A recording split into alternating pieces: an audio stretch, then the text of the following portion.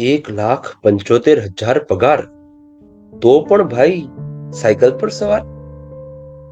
Cycle લઈને નોકરીએ જવા માટે નીકળેલા આ ભાઈ કારખાનામાં નોકરી કરતા કોઈ સામાન્ય કર્મચારી નથી, પરંતુ મહિનાના 1,75,000, પોણા 2 લાખ જેટલો પગાર મેળવતા ભારત સરકારના કર્મચારી છે.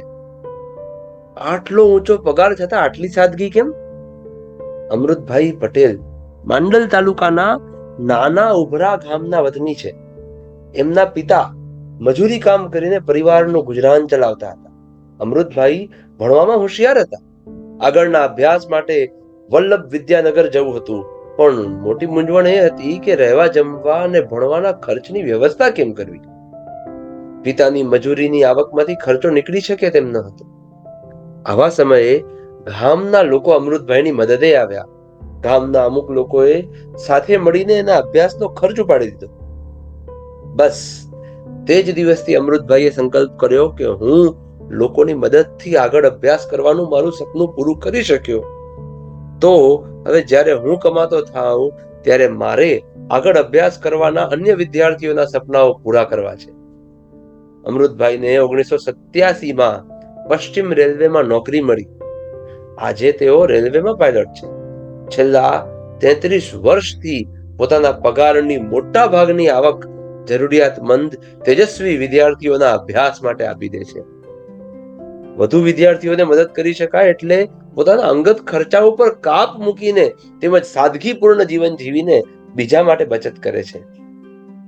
પોણા 2 લાખનો માસિક પગાર હોવા છતાં ઘરથી 8 કિલોમીટર દૂર ઓફિસ જવા આવવા માટે કાયમ સાયકલનો ઉપયોગ કરે છે.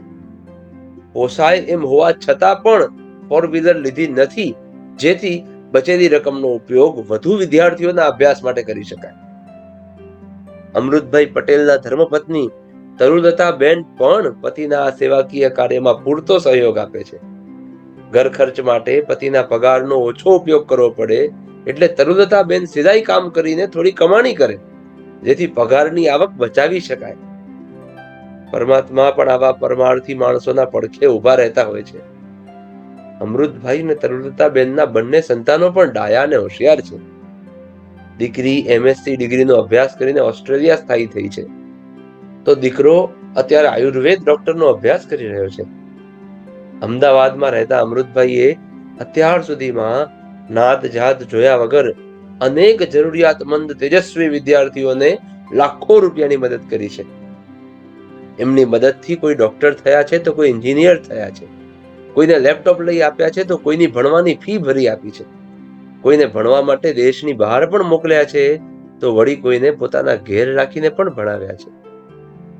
પોતાના માટે ઓછું અને બીજાના માટે વધુ જીવતા આ મુઠ્ઠી ઉચેરા માણસને વંદન. તમને આ વાર્તા શેર કરવા જેવી લાગી ને, તો જરૂર તમારા વાલાઓ સાથે આ વાર્તા શેર કરો. ચેનલને સબસ્ક્રાઇબ જરૂર કરજો અને વિડીયોને લાઈક કરો. ધન્યવાદ. જય શ્રી કૃષ્ણ.